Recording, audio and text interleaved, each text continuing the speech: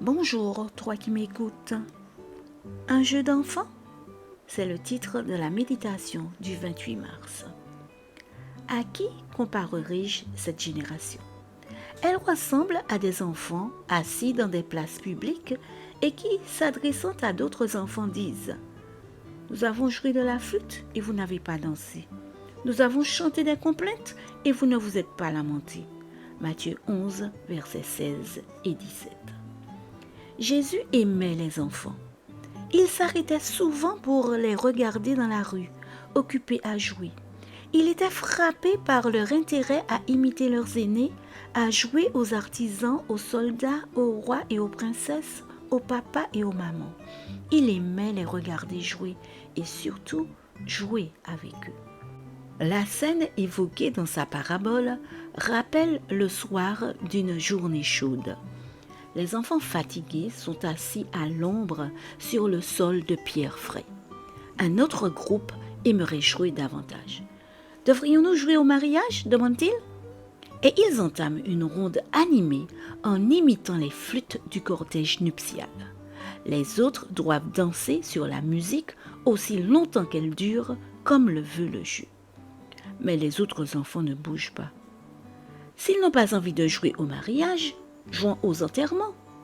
Et les enfants enjoués commencent à chanter une mélopée funèbre bien connue, en attendant que l'autre groupe se mette à imiter le rythme syncopé des pleureuses en pleurant et en se frappant la poitrine. Toutefois, les autres n'ont pas envie de jouer à ce jeu non plus. Tous finissent par être blasés et insatisfaits. Les uns parce que toutes les propositions les ennuient, les autres parce que leurs amis ne veulent pas jouer à leur jeu. Le maître s'inspire de cette scène enfantine pour tenter de transmettre une importante leçon spirituelle aux pharisiens et aux docteurs de la loi qui ont rendu nul à leur égard le dessein de Dieu. Luc 7, verset 30. Cette génération privilégiée, témoin de l'accomplissement des promesses messianiques, résiste non seulement aux invitations du précurseur, mais aussi à celles du Messie lui-même. Ils ne tiennent pas compte des reproches de Jean et ne veulent pas écouter le joyeux message de Jésus. Tous deux leur semblent critiquables. Jean est trop sévère et Jésus trop tolérant. La scène évangélique à laquelle Jésus nous invite par cette parabole est à la fois une fête et un enterrement.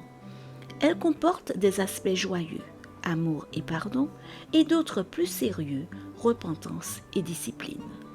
La sagesse consiste à savoir réagir positivement aux deux, savoir profiter des bénédictions divines et savoir enterrer chaque jour ce qui convient.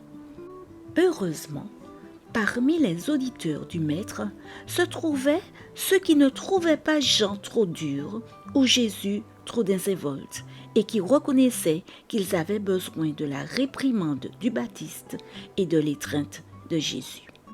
Seigneur, aide-moi à être toujours prêt à pleurer pour mes fautes et à me réjouir de savoir que je suis invité à tes noces. Amen. Bonne journée sous le regard de Dieu.